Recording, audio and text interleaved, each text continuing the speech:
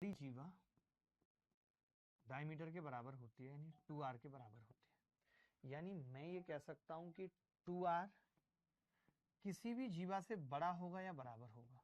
2r किसी भी जीवा से बड़ा होगा या बराबर होगा। 2r जो डायमीटर है, या तो वो बड़ा होगा या बराबर होगा। अब आपने जीवा की लंबाई 14 दे रखी है, तो 2r कहने का मतलब ग्रेटर देन 40 होगा, यानी r greater than equal to 7 होगा, क्योंकि जीवा भी डायमीटर हो सकती है, तो r greater then 7 is the correct answer. ऐसे सवाल में बच्चे अक्सर कंफ्यूज हो जाते हैं, इसीलिए हमने इस तरीके का सवाल लिया है। ज़्यादा ब्रेक ना लेते हो, अगले सवाल की तरफ चलेंगे। आपको पता है कि कोई भी कॉर्ड सेंटर से परपेंडिकुलर पे डाली जाती है तो वो जीवा को बाइसेक्ट कर। अब ये सवाल देखेंगे, एक बहुत छोटा सा सवाल है।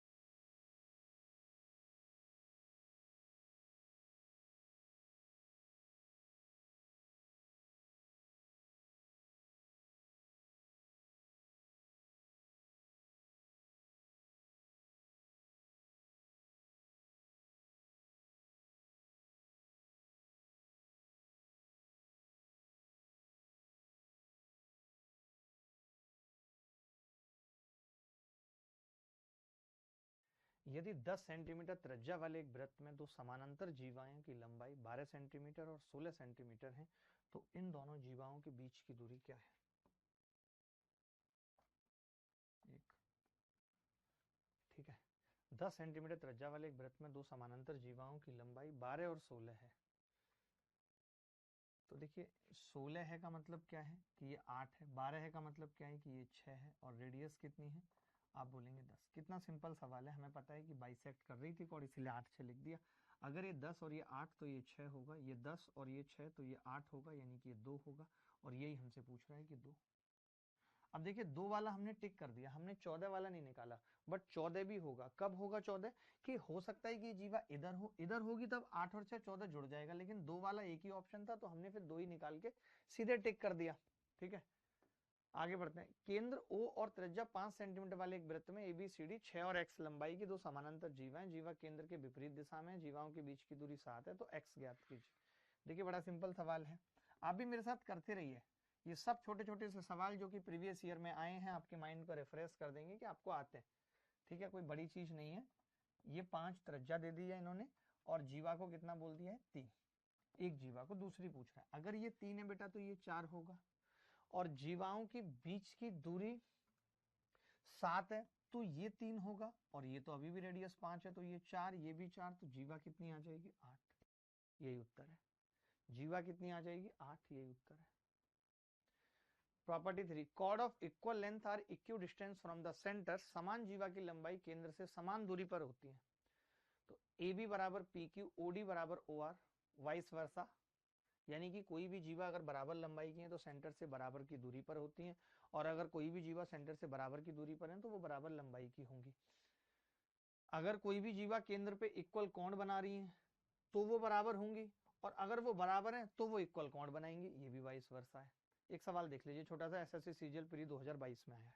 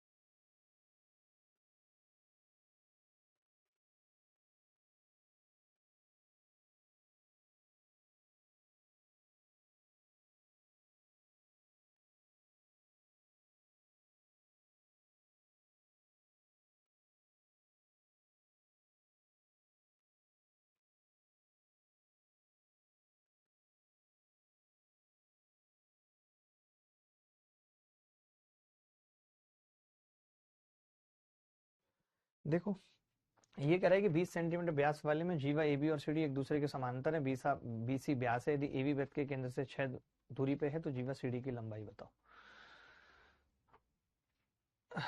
बड़ा आसान सा ही सवाल है, मैं क्या बताऊं, ऐसे तुच्छ सवाल मैंने कभी जीवन में छोड़े नहीं है, आंख बंद करके करें हैं। 20 सेंटीमीटर व्यास यानी 10 रेडियस है, एबी वृत्त के केंद्र से 6 सेंटीमीटर की दूरी पर है, तो ये कितना हो गया 8, ठीक है 8, और बीसी व्यास है। अच्छा इन्होंने एबी और सीडी बोला है ना, तो पहले बीसी व्यास बना लेते हैं। बीसी व्यास है और एबी एक जीवा और एक सीडी, ये कर लेते हैं। बीसी व्यास है तो इन्होंने कहा है कि एबी वृत्त के केंद्र से 6 सेंटीमीटर की दूरी पर है, एबी वृत्त के केंद्र से 6 सेंटीमीटर की दूरी पर है 6। अब जीवा अगर समानांतर है, अगर जीवा समानांतर है तो भाई ये भी 6 सेंटीमीटर की दूरी पे होगी, तो दोनों जीवाओं की लंबाई बराबर होगी। तो हमने क्या कहा कि आपने कहा ए बी वृत्त के केंद्र से 6 सेंटीमीटर की दूरी पर है, ये भी 6 पे होगी, ये 10 तो ये 8, ये भी 8, 16 उत्तर आ जाएगा, क्योंकि समानांतर जीवाएं, समानांतर जीवाएं हैं एक दूसरे से। बीसी व्यास है, ए बी वृत्त के केंद्र से इतने की दूरी पर है, ठीक है। अच्छा सवाल था। अगला सवाल देखिए। अब ये आपने देखा कि जब कोई भी दो कॉर्ड इस तरीके से काटती हैं तो इनके आपस के मल्टीप्लिकेशन बराबर होते हैं। एक चीज और समझिएगा कि ये बाहर भी काट सकती हैं, ये बाहर भी काटेंगी तो भी यही होगा कि ये बाहर कट कर गई, ठीक है। ये अगर बाहर भी ओ पे कट करती हैं तो भी यही चीज होगी, ये याद रखना है। आगे बढ़ते हैं। नंबर सिस्टम मैंने बताया ना, अभी सारी सीक्वेंस बता दी। एक वृत्त की दो जीवाएं ए बी और सी डी ऊपर काटती हैं, CO 4 है। अब जैसे मुझे पता है CO 4, चित्र नहीं बनाऊंगा, CO इंटू OD 3.75 यानी 15/4 बराबर AB 8 है।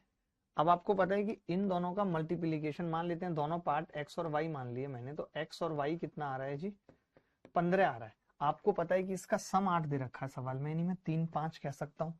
तो इन्होंने यही कहा है कि छोटी की लंबाई बतानी, ए और ओबी के बीच छोटी की लंबाई। छोटा क्या है? 3।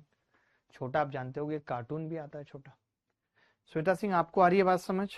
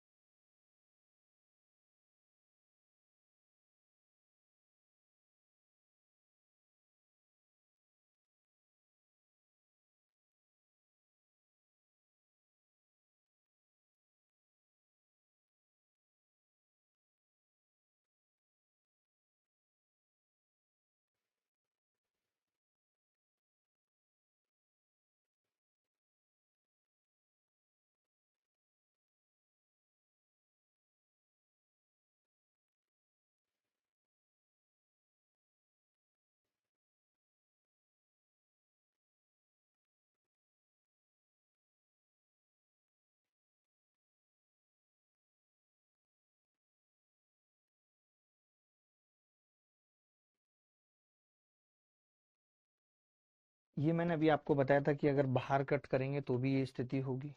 ठीक है। एक वृत्त की जीवाएं ए बी और सी डी बाहर रूप से पी पर प्रच्छेद करती हैं। यदि ए बी बराबर 8.8, पी बी बराबर 7.2, पी डी बराबर 6.4, तो सी डी की लंबाई क्या होगी? तो डायरेक्ट फॉर्मूला लगा सकते हैं, अब इसमें कुछ करने की जरूरत नहीं है। आर डब्ल्यू में दे देता हूँ, या करना चाहते हो तो कर लो एक सवाल। कैलकुलेशन तो अच्छी होती है इसमें। देखिए चित्र बनाना पड़ेगा, बिना चित्र के ना समझ पाना थोड़ा मुश्किल होगा। कि ए बी जैसे लिखा ना कि ए बी कट करती है तो ए बी की तरफ करो, सी डी कट करती है तो सी डी की तरफ। ठीक है, ए बी सी डी। यदि A B 8.8, P B 7.2, P D 6.4 और आपसे सी डी पूछ रहा है, तो हम कह सकते हैं इसका 7.2 का मल्टीप्लीकेशन इंटू 7.2 प्लस 8.8 यानी 16 बराबर 6.4 और ब्रैकेट में x प्लस 6.4। तभी एक बच्चा बोला कि जी 16 चौका 64.4 और 18 चौक 72, 18, तो x कितना आ गया? 7 घटाएंगे तो 11.6। ये उत्तर है बी।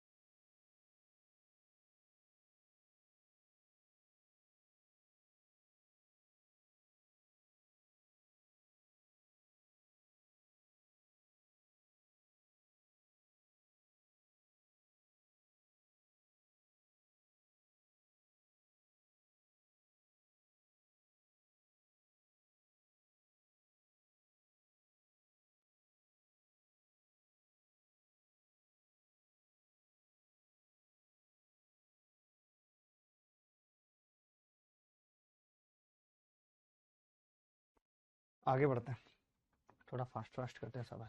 अगर कोई छेदक रेखा है तो पीटी का स्क्वायर बराबर पीए इंटू पीबी होता है, ये याद रखेंगे, ठीक है।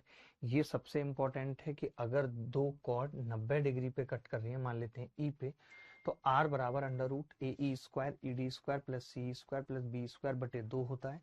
इफ डायगोनल आर परपेंडिकुलर, अगर ये परपेंडिकुलर हैं तो ये बात याद रख लो, दोनों बातें याद रख सकते हो आप कि डायगोनल अगर परपेंडिकुलर हैं तो AD का स्क्वायर प्लस BC का स्क्वायर बराबर होता है आमने सामने की भुजाओं के स्क्वायर का सम बराबर होता है, ठीक है। एक बात आप और भी याद रख सकते हो यहाँ पे, वो क्या है, AB इंटू CD बराबर होता है AD into BC plus BD into AC। बात खत्म, ठीक है। आगे बढ़ते हैं।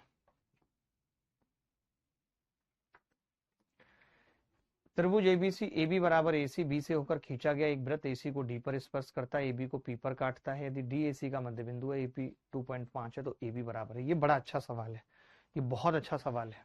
कोई बताएगा इसको?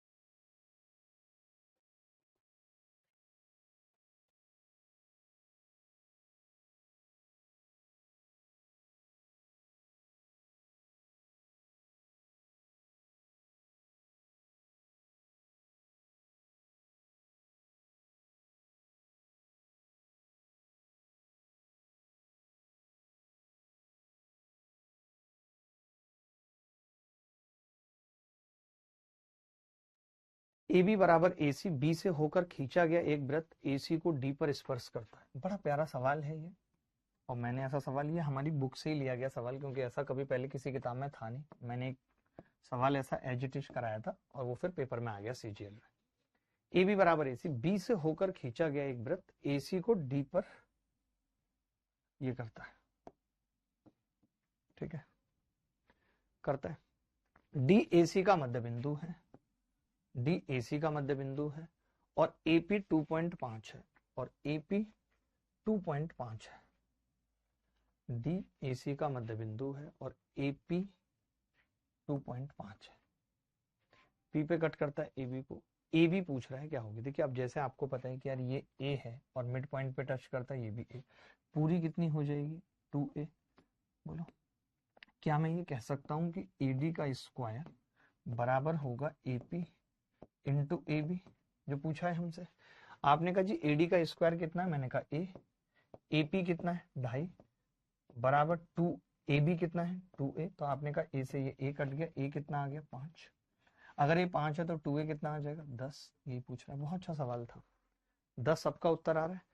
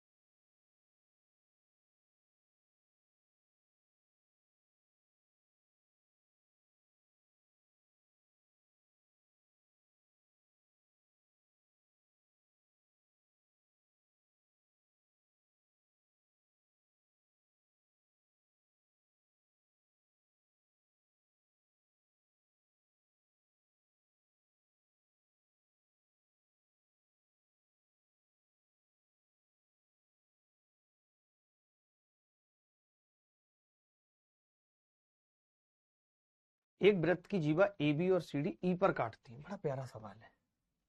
एक वृत्त की जीवा AB और CD E पर काटती है।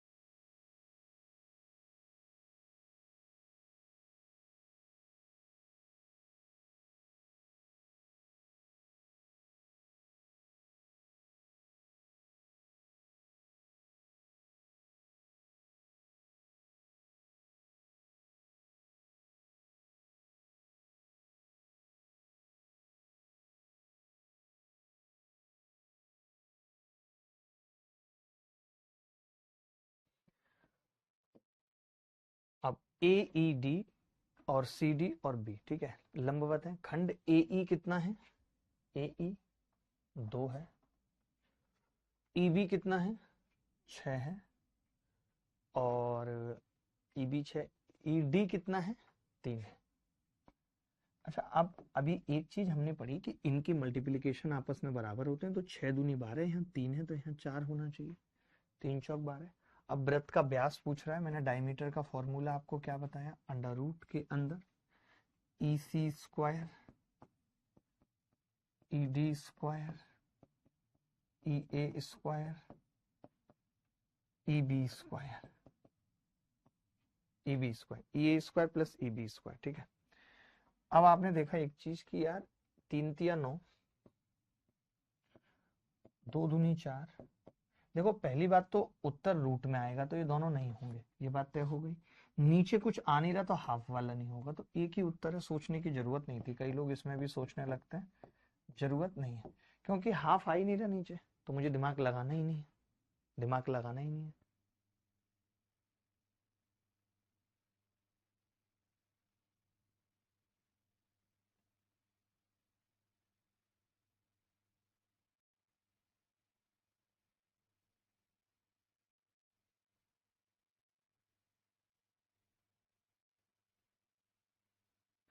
ये सबको पता होगा कि जो कॉर्ड एंगल सेंटर पे बनाती है उसका आधा सरकमफ्रेंस पे बनाती है, सबको पता है। सीजीएल मेंस 2019 में ये सवाल आया, क्या इस सवाल को आना चाहिए था मेंस 2019 में? ये कह रहा है कि एक वृत्त है और ओ वृत्त का केंद्र है, ओ वृत्त का केंद्र है, जीवा ए बी और सी डी, जीवा ए बी और सी डी पी पर छेद करती हैं, ए बी और सी डी पी पर काटती हैं। थोड़ा अलग तरीके से बनाना पड़ेगा, जिनको नहीं पता उनको मैं बता दूंगा, बट अभी देख लो ये कैसे निकलता है। एपीडी कुछ नहीं होता, एपीडी होता है हाफ ऑफ सम ऑफ ये दोनों, 32 और 26 का आधा। अब 32 और 26 का आधा कितना हो गया? 6 और 2 8, 58 का आधा 29 उत्तर आ जाएगा। और 29 किस किस के बीच में? 26 और 30 के में। कैसे आता है वो एक बार देख लो। ये एक कॉर्ड है, एक कॉर्ड ये है, ए बी और सी डी पी पर प्रच्छेद करती हैं। यदि ए ओ डी बराबर दिया हुआ है सी ओ बी, ये भी दिया हुआ है सी ओ बी, और पी पर काटती है, ये हमसे पूछ रहा है। ध्यान से देखना, मैं ये कह रहा हूं हमसे क्या पूछ रहा है? एपीडी की माप पूछ रहा है, एपीडी, एपीडी पूछ रहा है। कैसे बनेगा एपीडी? थोड़ा गंदा सा नहीं है? ए बी, अच्छा पी तो ये था ना, ये पूछ रहा है, ठीक है चलो। अब आप देखो कि ए ओ डी 32 है, ए ओ डी 32 है। अगर ए ओ डी 32, एक तो चित्र बहुत गंदा बन गया क्योंकि ए ओ डी 32 होगी नहीं, बट कोई बात नहीं। कि मान लेते हैं कि ये वाली कॉर्ड, ध्यान से देखना, मान लेते हैं कि ये वाली कॉर्ड ए ओ डी 32 बना रही है, यहाँ पे 32 यहाँ पे बना रही है ए ओ डी। इसको चेंज ही करना पड़ेगा, नहीं तो बात बनेगी नहीं। इसको डी लिखना पड़ेगा, इसको सी। क्यों? आप समझो ना, क्योंकि ए ओ डी छोटा एंगल है, इतना बड़ा नहीं है। तो मैंने देखा कि ए ओ डी 32 है, यानी कौन सी कॉर्ड है? ये वाली कॉर्ड है, 32 बना रही है।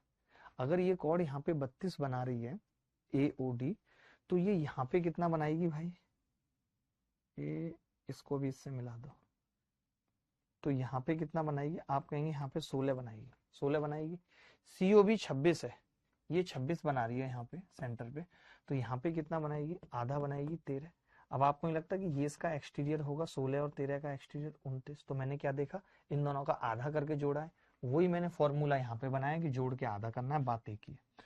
तो आप अगर इस चीज को याद रख लेते हो तो ये बहुत बड़ी बात होगी, याद रख लेते हो तो ये बहुत बड़ी बात होगी।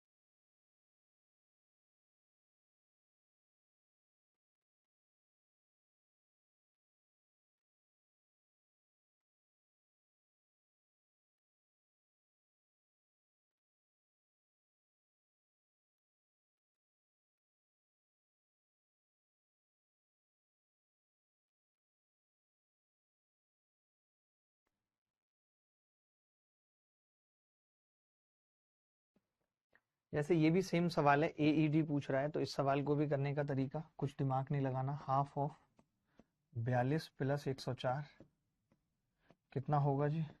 21 प्लस 52, 5 और 2 7 और 3 73। ये उत्तर आ गया B, B is the answer.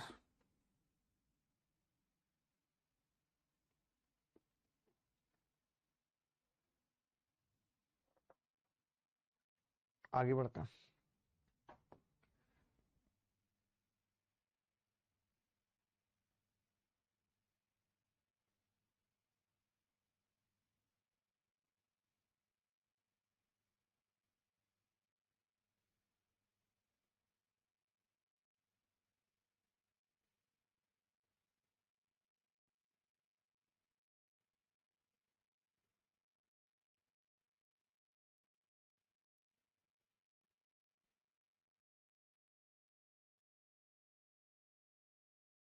ये सवाल देखने बहुत प्यारा सवाल है, कोई बच्चा बताए इस सवाल का उत्तर क्या होगा।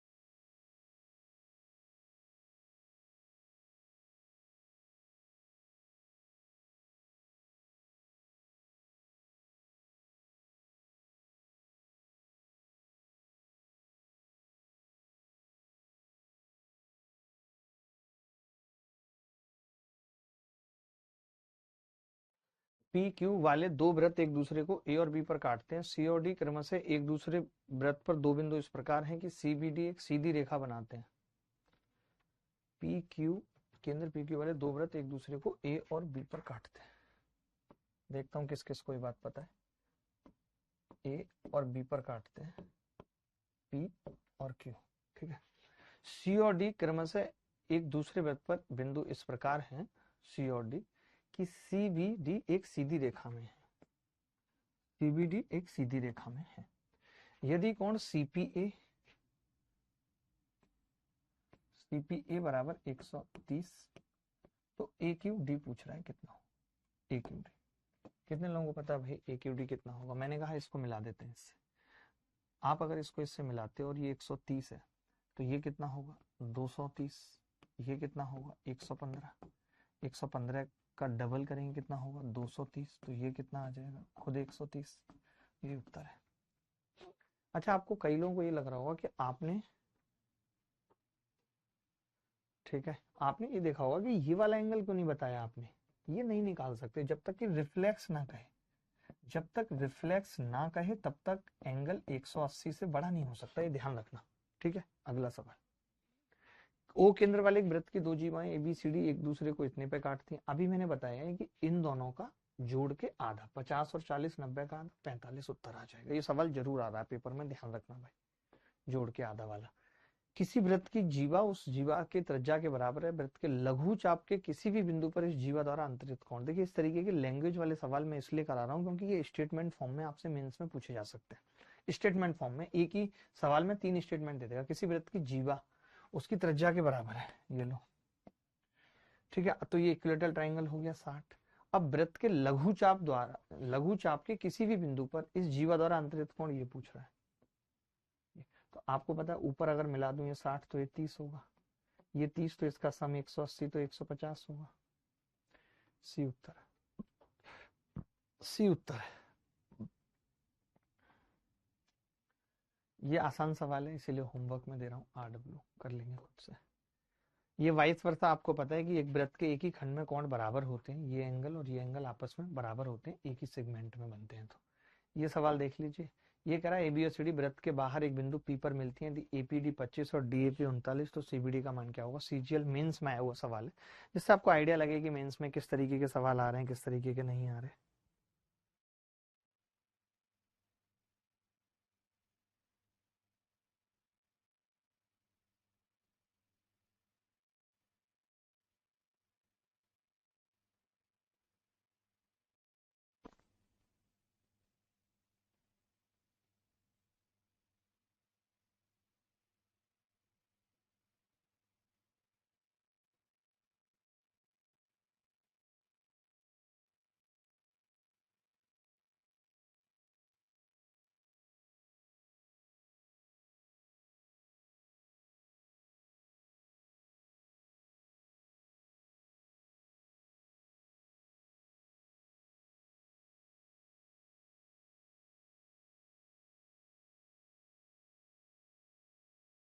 एबी और सीडी एक वृत्त में दो जीवाएं हैं जिनका केंद्र ओ है और एडी एक व्यास है।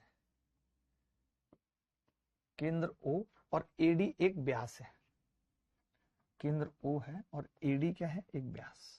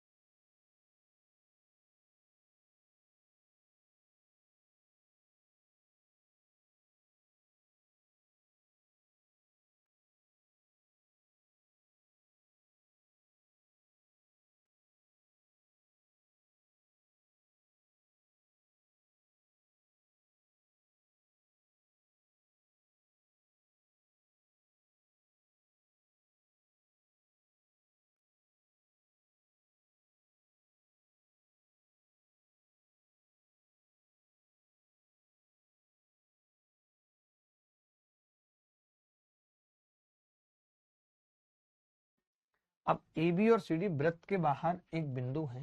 AB और CD वृत्त के बाहर एक बिंदु P पर मिलते हैं। AB और CD P पर मिलते हैं भाई।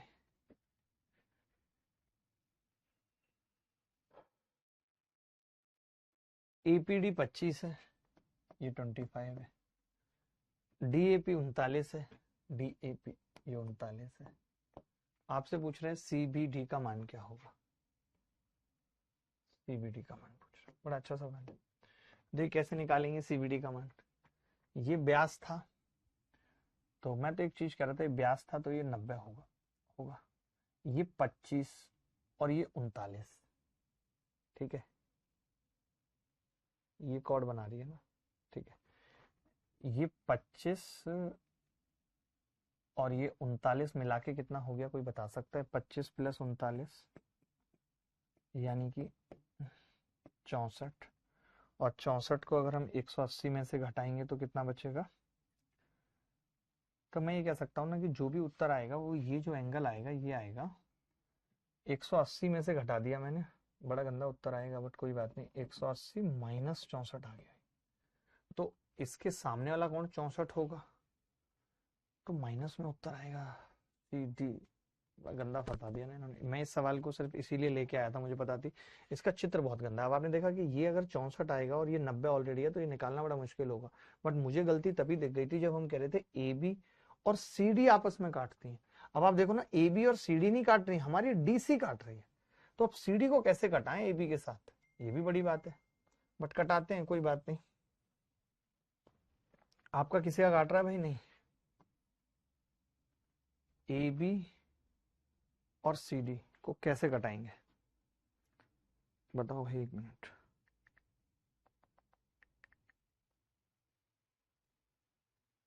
दिल है कि मान।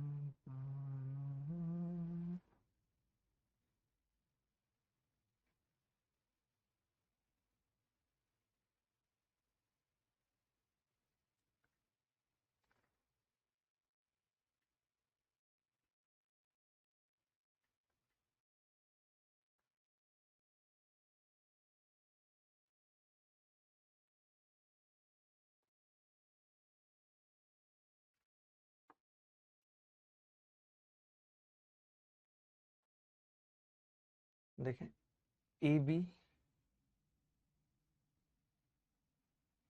सी डी, और समझ लो बड़ा मुश्किल हो जाता है पता है ऐसे में चित्र बनाना।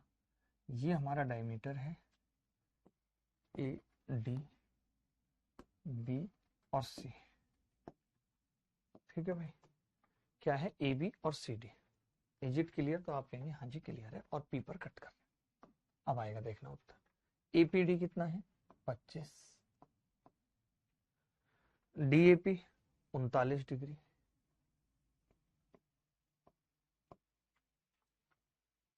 सीबीडी का माप कितना होगा? सीबीडी, सीबीडी ये पूछ रहा है, ये पूछ रहा है, ठीक है। तो मैं एक चीज कह सकता हूं दोस्त कि ये 25 और ये 39, तो ये मिला के 64 आ रहा है। 64, ये 64 है, ये वाली कॉर्ड 64 बना रही है, तो यहाँ भी 64 बनाएगी। अब आपको पता है डायमीटर है तो पूरा 90 होगा, 90 64 में से जाएगा, कितना बचेगा? 26। अच्छा सवाल था ये वाकई में। इसका चित्र मुश्किल है पता है, इसका चित्र मुश्किल है। ए बी और सी डी कुछ ऐसे करके फंसा दिया इन्होंने। देख लो एक बारी। एक वृत्त का व्यास एसी है जो वृत्त को दो अर्धवृत्तों में विभाजित करता है। एडी अर्धवृत्त में इस प्रकार है कि एक जीवा एडी एसी के समानांतर है। बी दूसरे अर्धवृत्त में वृत्त की परिधि पर स्थित एक बिंदु है और एंगल सी बी 75 है। तो सीईडी का माप क्या होगा ये बताना। एक वृत्त का व्यास एसी है,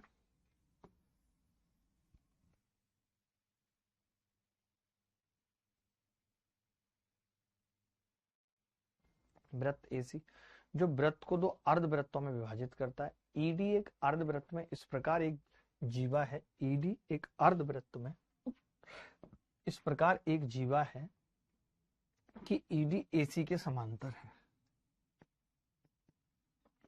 ईडी एसी के समांतर है। बी दूसरे अर्धवृत्त में, बी दूसरे अर्धवृत्त में वृत्त की परिधि पर स्थित एक बिंदु है। बी दूसरे अर्धवृत्त में वृत्त की परिधि पर एक बिंदु है और सीबीई 75 है। सीबीई 75 है। सीईडी का माप क्या होगा? सीईडी का माप क्या होगा?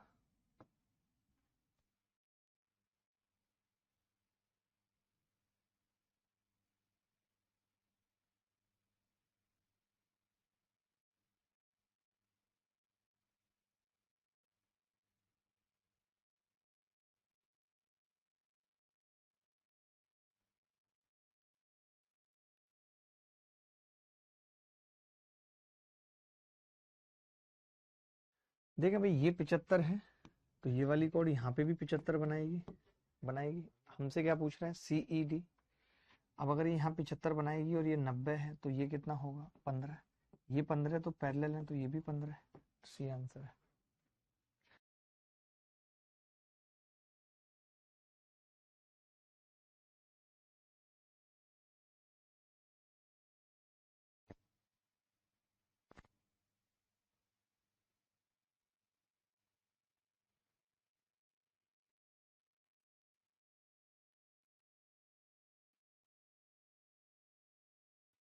अर्धवृत्त में बना कोण समकोण होता है। ये सवाल देख लो, ये सवाल आसान है, छोड़ दे रहा हूँ आसान आसान सवाल, खुद से करेंगे बस। ये इसलिए ये सवाल अच्छा है, इसको कौन करेगा? 2019 में आया है। तरीका एक बार मेरा देख लेंगे तो अच्छा रहेगा।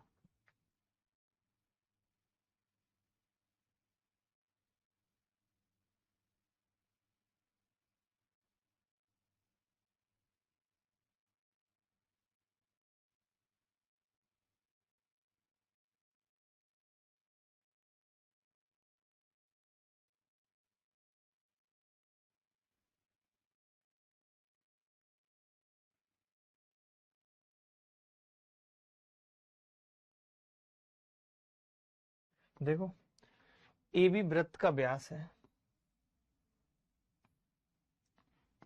ए बी वृत्त का व्यास है, पी वृत्त पर एक बिंदु है और इसे ए बी पर एन पर एक लंब डाला है, एन पर। यदि वृत्त की त्रिज्या 7 और पी बी 12, ये 12 और वृत्त की त्रिज्या 7 का मतलब ये 14, तो आपसे बी एन पूछ रहा है। आप में से कितने सारे लोगों को मैंने ये रटवाया है डायरेक्ट कि अगर आपको ये निकालना है तो ये क्या होगा, 12 के करीब है तो 12 का स्क्वायर बटे 14, 12 छिंग 72 बटे 7, डायरेक्ट निकाल सकते हैं 10 सही 2 बटे 7। पढ़ा था ना हमने, राइट एंगल ट्राइंगल में अगर परपेंडिकुलर है तो क्या होगा।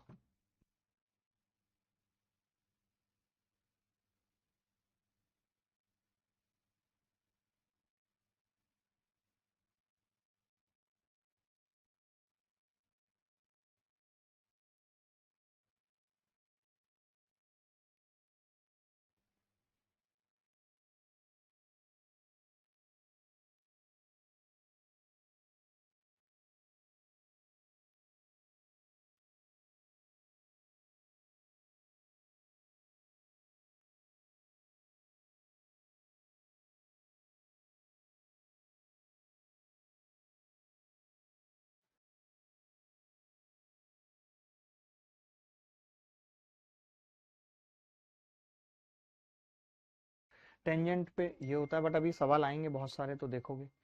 टेंजेंट 90 पे काटती है, बेसिक प्रॉपर्टी है, एक बिंदु पी से स्पर्श रेखा 15 7 8 आसानी से निकाल लेंगे, छोटा सवाल है। टेंजेंट इक्वल होती है, 90 डिग्री का कोण बनाते हैं, ये भी आसान है। पीडी की लंबाई बतानी है, पी क्यू, ये अच्छा सवाल है। पी क्यू आर में ये भी मुझे लगता है कि कर लेंगे, आसानी सवाल है, कर लेंगे इसको, इसमें कुछ भी नहीं है। ये आपको पता है कि अगर कोई वृत्त किसी चतुर्भुज की चारों भुजाओं को छूता है तो आमने सामने की भुजाओं का जोड़ बराबर होता है। ये सवाल पेपर में कई बार आ चुका है, तो इसका इसका सम बराबर करके एक्स निकाल लेंगे।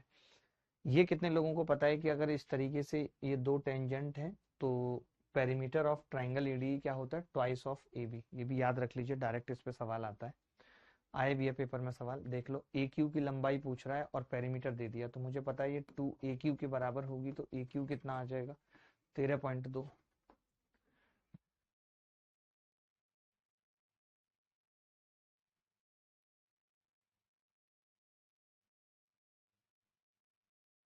ये बेसिक प्रॉपर्टी हैं, ये एंगल बाइसेक्टर होता है, 90 होता है, ये सारी चीजें दे रखी हैं, ठीक है। पी क्यू 5 सेंटीमीटर त्रिज्या वाले एक वृत्त की 8 सेंटीमीटर की जीवा है, पी और क्यू क्रमशः स्पर्श रेखा बिंदु टी पर विच्छेद करते हैं, तो टीपी की लंबाई बताओ। बहुत प्यारा सवाल है ये, उत्तर बताओ।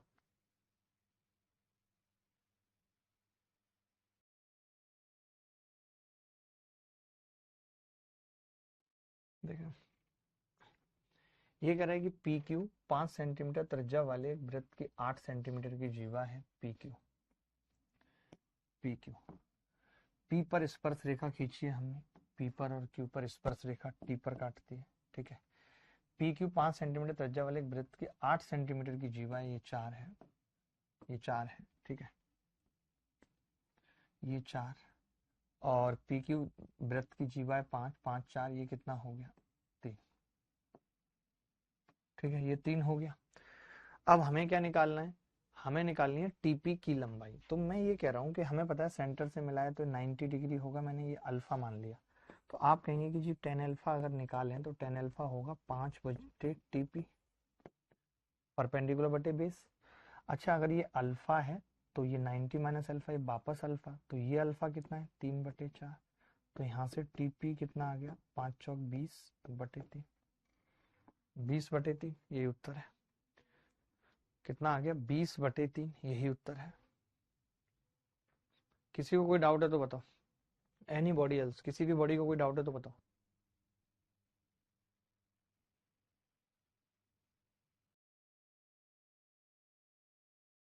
मैंने दिया था आंसर पहले यार, आप तो आंसर दे ही दोगे, आपका लेवल है, कोई हमारा थोड़ी है।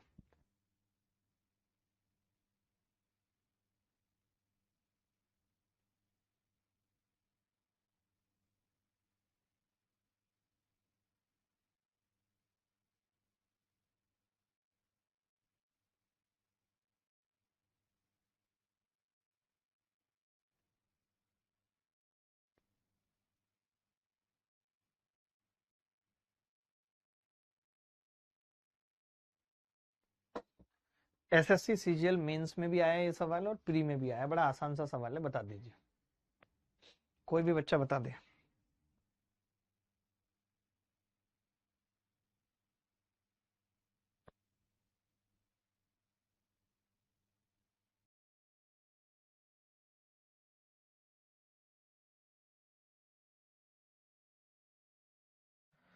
ए बी केंद्र ओ वाले वृत्त के लघु वृत्तखंड में एक जीवा है, लघु वृत्तखंड में एक जीवा है ओ केंद्र। लघु चाप ए और बी के बीच पर एक बिंदु सी है, लघु चाप ए और बी के बीच में एक बिंदु सी है। ए और बी से खींची गई वृत्त की स्पर्श रेखाएं, ए और बी से खींची गई वृत्त की स्पर्श रेखाएं एक दूसरे को पी पर मिलती है, ठीक है। एपी एसी भी सवाल में दे रखा है, एपी भी हमसे पूछ रहा है। मैं ये जानता हूं कि ये दोनों 90 होते हैं, ये 90, तो इन दोनों का सम आपस में 180 होता है। आपको पता है कि ये 108 है, तो ये कितना होगा, 216 होगा, डबल। अब 216 अगर मैं 360 में से माइनस कर देता हूं, मैं इसकी ट्रिक भी आपको बता दूंगा, तो आप कहेंगे कि जी अगर आपने 360 में से माइनस किया तो 144 बच गया। अब 144 ये है और आमने सामने का सम, तो ये 36 आ गया। तो आप ऐसा भी कर सकते हैं कि जो ये दिया हुआ था इसका आधा करके 90 में से घटा देते, बात खत्म हो जाती। इसका आधा करके 90 में से घटा देते, बात खत्म हो जाती। लेकिन आपको बात खत्म करनी नहीं थी, मत करो, हमें क्या, आगे बढ़ते हैं हम। तो ये बताया आपको अल्टरनेट सेगमेंट थ्योरम होती है, थीटा तो ये थीटा, ये अल्फा है तो ये अल्फा। ये देख लो, ए बी और सी एक वृत्त पर 3 बिंदु हैं, सी पर स्पर्श रेखा टी पर बढ़ाई गई बी ए से मिलती है, ए टी सी 36 है, ए सी टी ये वही है जो अभी बताया है, अल्टरनेट सेगमेंट थ्योरम से हो जाएगा सवाल। ये सवाल भी अल्टरनेट सेगमेंट थ्योरम का है, कर लेंगे, सीजीएल प्री 2022 में आया। 2 सर्किल पे सवाल किस तरीके के होते हैं, 2 सर्किल एक दूसरे को टच कर रहे हैं, एक सर्किल अंदर है एक सर्किल बाहर है, रेडियस का अंतर, बेसिक सी बातें हैं, इनकी डायरेक्ट कॉमन टेंजेंट कैसे निकलती है उसका फॉर्मूला। अगर 2 वृत्त स्पर्श कर रहे हैं तब 2√r1r2, ये सवाल देख लीजिए ताकि फॉर्मूला याद हो जाएगा इसी बहाने जल्दी से।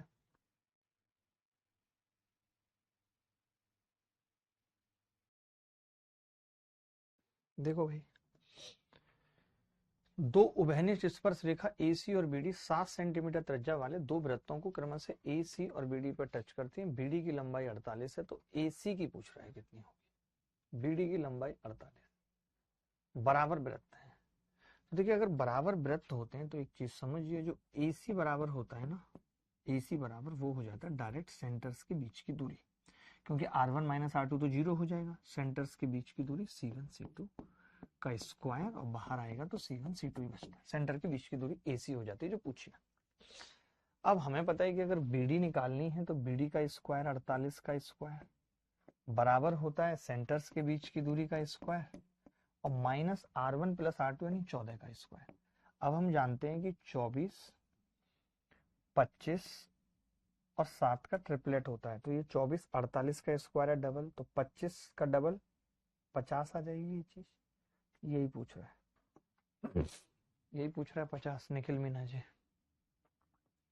कैलकुलेशन आपको ठीक रखनी पड़ेगी। ये देखो इस तरीके के सवाल, जब त्रिज्या ए और बी के 2 वृत्त एक दूसरे को बाहरी रूप से स्पर्श करते हैं, एसटी एक उभयनिष्ठ स्पर्श रेखा है जो 2 वृत्तों को एसओटी पर, तो एसटी का स्क्वायर 2AB 4AB आ जाएगा, क्योंकि हम जानते हैं 2√AB होता है और स्क्वायर कर देंगे तो 4AB आ जाएगा, गलती मत करना सवाल आएगा तो। ये सवाल देख लीजिए, बहुत अच्छा सवाल है। ये कौन बताएगा, ये डायरेक्ट संबंध है, किस किस को याद है डायरेक्ट संबंध, डायरेक्ट संबंध किस किस को याद है।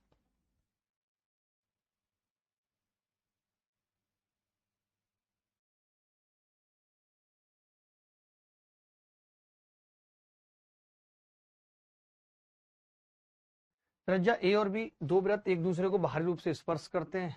देखो ये सवाल डायरेक्ट याद रख लोगे तो बहुत अच्छा है, नहीं रखोगे तो भी कोई बात नहीं। ये रेखा है, मुझे तो याद है इसीलिए मैं डायरेक्ट समझ गया। मैं समझ गया कि इनकी रेडियस कितनी है ए और बी, इसकी रेडियस कितनी है सी, तो ये 1/√c बराबर होता है 1/√a प्लस 1/√b। डायरेक्ट याद रख लो। सोचो सीजीएल में ऐसे सवाल आ रहे हैं, कल को ऐसा हो जाएगा कि आपको सी पूछ लेगा, ए और बी का मान दे देगा, नानी याद आ जाएगी, नहीं कर पाओगे। ये रिजल्ट रट लो एकदम आंख बंद करके, ठीक है। ये सवाल आसान है इसलिए होमवर्क में दे रहा हूँ, आसान सवाल कोई नहीं कराऊंगा। दो वृत्त एक दूसरे को बाह्य रूप से, सीडी की लंबाई आसान है। Two circle intersecting, maximum tangent 2, minimum tangent 2। Two circle touching each other 3 और 1, क्योंकि एक तो खींची जाएगी चाहो या मत चाहो। और नाइदर टच, ना तो टच कर रहे हैं ना इंटरसेक्ट कर रहे हैं, तो 0 मिनिमम है और मैक्सिमम 4। ये वाली बात याद रखना। ये सवाल देख लो। अब देखो भाषा, ऐसा सवाल मेंस में किस फॉर्म में आ सकता है मालूम है? ऐसा सवाल मेंस में आ सकता है स्टेटमेंट फॉर्म में कि C1 C2 दो वृत्तों के केंद्र हो, R1 R2 संबंध त्रिज्या इस प्रकार है कि केंद्रों के बीच की दूरी दो वृत्तों की त्रिज्याओं के योग के बराबर है। इट मींस कि वो स्पर्श कर रहे हैं। अगर वो स्पर्श कर रहे हैं तो उभयनिष्ठ स्पर्श रेखाओं की संख्या कितनी होगी? 3 हो जाएगी। खेल खत्म। आसान सवाल है ये। देखो सवाल अब ये कह रहा है कि यदि त्रिज्या R1 R2 के साथ केंद्र C1 और C2 वाले दो वृत्त खींचे गए, R1 माइनस R2 का मतलब क्या है भाई? कि दो वृत्त एक दूसरे को इंटरनली टच कर रहे हैं, तो circle touch each other internally with one common tangent. ये बात बिल्कुल सही है, एक कॉमन टेंजेंट के साथ एक दूसरे को इंटरनली टच करेंगे।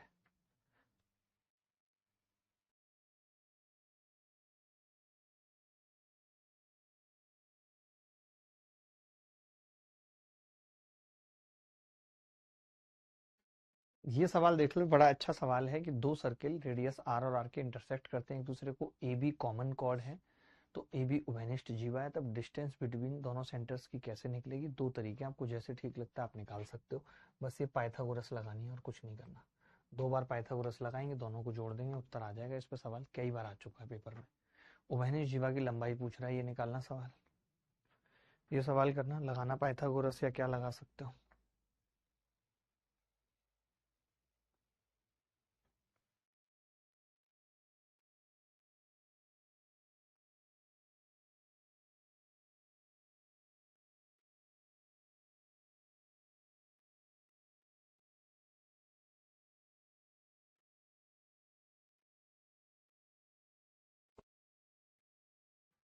देखो 16 सेंटीमीटर 12 सेंटीमीटर व्यास वाले दो वृत्त एक दूसरे को काटते हैं। यदि केंद्रों के बीच की दूरी 10 सेंटीमीटर है तो उभयनिष्ठ जीवा की लंबाई क्या होगी? ए बी एक दूसरे को काटते हैं, ठीक है। अब एक दूसरे को काटते हैं, 16 सेंटीमीटर और 12 सेंटीमीटर व्यास वाले दो वृत्त एक दूसरे को काटते हैं। यदि केंद्रों के बीच की दूरी 10 है तो उभयनिष्ठ जीवा की लंबाई ज्ञात कीजिए। यानी ये रेडियस कितनी है? 8। ये रेडियस कितनी है? 6, ठीक है।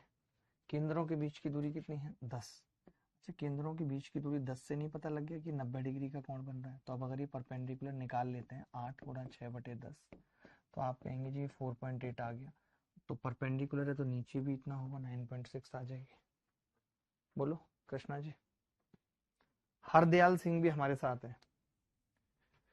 ये सवाल याद कर लो, जब दोनों वृत्तों की त्रिज्याएं बराबर हों, दोनों वृत्त एक दूसरे के केंद्र से होकर गुजरे, तब ये इक्विलेटरल ट्रायंगल बनता है। तो बहुत आसानी से इस चीज को याद रख सकते हैं। ये सवाल देखो, जब मैंने कहा था ना भी स्टेटमेंट बेस्ड फॉर्म, ये फेज IX में है, ये सेम सवाल मेंस में रिपीट हो सकता है। ये सेम सवाल मेंस में रिपीट हो सकता है भाई।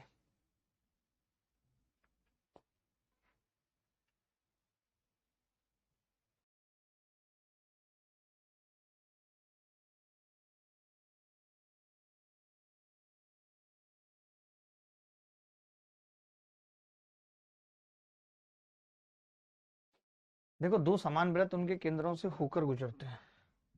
दो समान वृत्त